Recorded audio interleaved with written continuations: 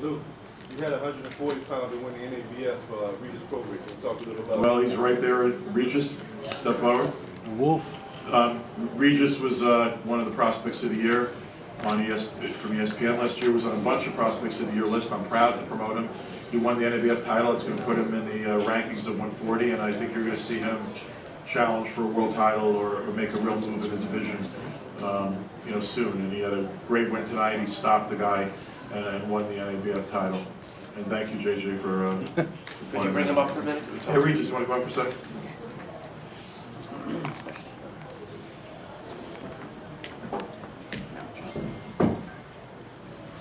Regis, tonight you had a nueva experiencia de una peleador. Guys, speak perfect English. All right, you had a. I don't even speak Spanish at all, so I'm like, what do you Do you speak Creole? Do you speak French? No, I can speak Portuguese.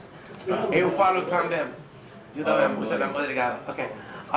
You had your first experience tonight fighting a tall fighter. Yeah. More tall than you've ever seen before. How was your approach for this fight different? First off, I like fighting taller fighters way more because I'm a body puncher anyway. So first thing, I just broke him down to the body. I kept going to the body more and more and more, and then basically that's what broke him down. And that's how I knocked him out.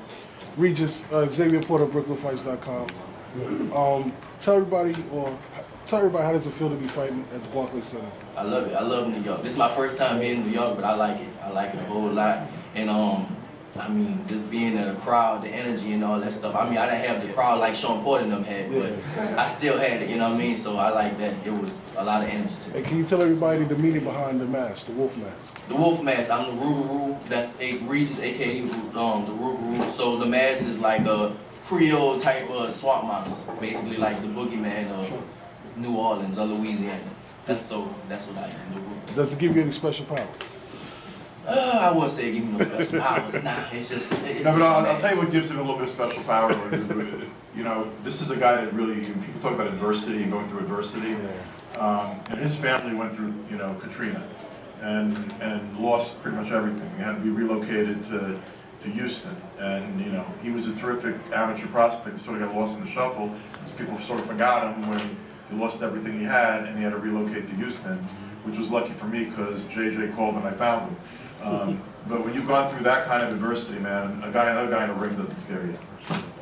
What was it like losing everything and starting over, including your boxing career? I mean, of course, it was at first it was hard to come from New Orleans and stuff like that. But I did it. It happened when I was like 17, so I was still a child. I was in high school. I went to 5 different high schools. I moved around. I think I counted like 16 different times through hotels and other people's garages and all that type of stuff. And then finally, we moved to different cities. Went to Slidell, to Mississippi. Then we finally came back to Houston. And then I just made Houston my home and just adapted and got in the boxing gym. And I just saw go, and that's just what I wanted to do. And then it says a lot for this young man's character to wind up on a bunch of prospect of the year lists after what he has gone through in recent years. So I'm proud to promote him. And